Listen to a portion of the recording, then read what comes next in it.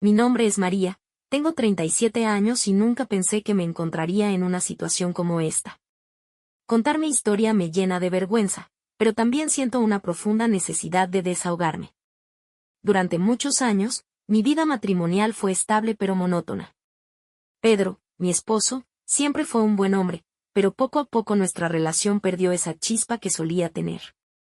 El amor seguía ahí, pero la rutina se había apoderado de nuestras vidas, y yo comenzaba a sentir que algo faltaba. No podía identificar exactamente qué era, pero sabía que algo dentro de mí estaba cambiando. Todo empezó de manera casual, como si el destino hubiera decidido darme un giro inesperado.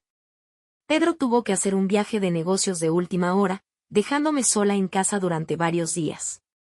En ese tiempo, mi mente no paraba de darle vueltas a mi vida, a mis deseos y a las carencias que sentía en mi matrimonio.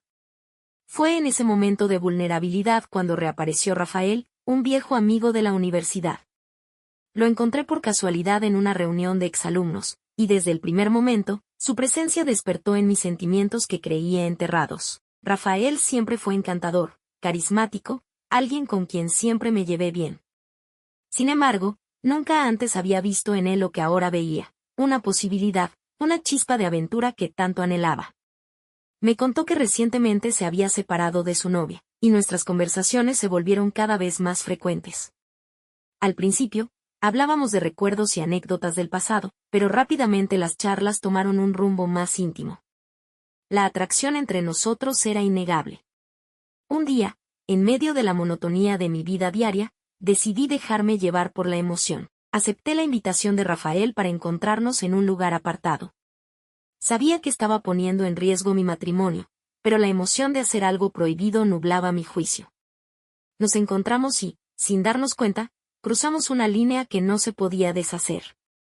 Los momentos que pasamos juntos fueron intensos y emocionantes, como si el mundo entero desapareciera a nuestro alrededor. Rafael me ofrecía esa aventura que tanto había estado buscando. Después de nuestro primer encuentro, la culpa me invadió. Volví a casa sintiéndome mal por lo que había hecho, pero la atracción por Rafael era demasiado fuerte.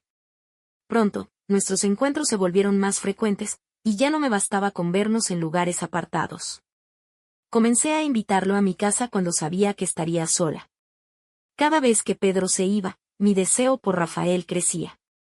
Las tardes que pasábamos juntos estaban llenas de pasión y emoción, mientras yo intentaba ignorar el remordimiento que poco a poco comenzaba a pesar en mi conciencia. Mantuvimos nuestra relación clandestina durante meses. A pesar de los riesgos, no podía detenerme. Pero como era de esperarse, Pedro comenzó a notar cambios en mi comportamiento. Sus preguntas se volvían incómodas, y yo trataba de disimular, aunque cada vez era más difícil ocultar la verdad. La culpa se hacía insoportable, pero al mismo tiempo, no sabía cómo terminar lo que había empezado. Y entonces, todo se desmoronó. Una tarde, mientras estaba en la cama con Rafael, oí unos ruidos que venían del pasillo. Al levantar la vista, vi a Pedro parado en la puerta. La tensión en la habitación era palpable, y en ese momento supe que no había vuelta atrás. Pedro, consumido por la ira, se abalanzó sobre Rafael, golpeándolo repetidamente. Intenté intervenir, pero mis palabras no lograban detener la furia de Pedro.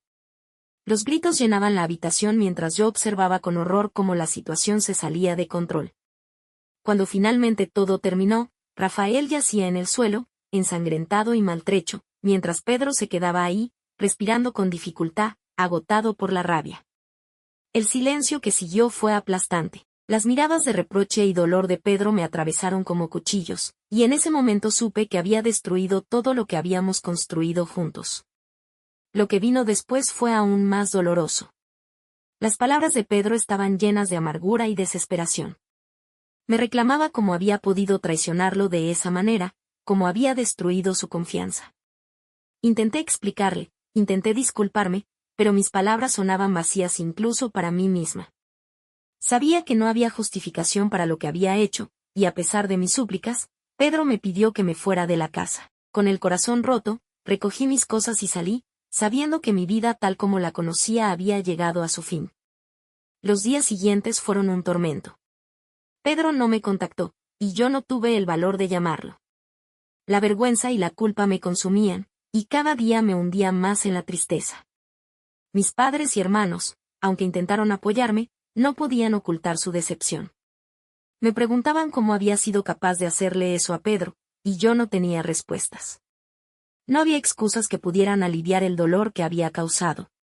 Un año después, mi vida ha cambiado por completo. Ya no vivo en la misma casa, y aunque he intentado seguir adelante, la ausencia de Pedro sigue siendo una herida abierta en mi corazón. He encontrado consuelo en mi trabajo, pero el vacío que dejó en mi vida es algo con lo que tengo que aprender a vivir. A pesar de todo, sigo amándolo, y aunque no hemos tenido contacto en todo este tiempo, no puedo evitar preguntarme si algún día volverá a darme una oportunidad.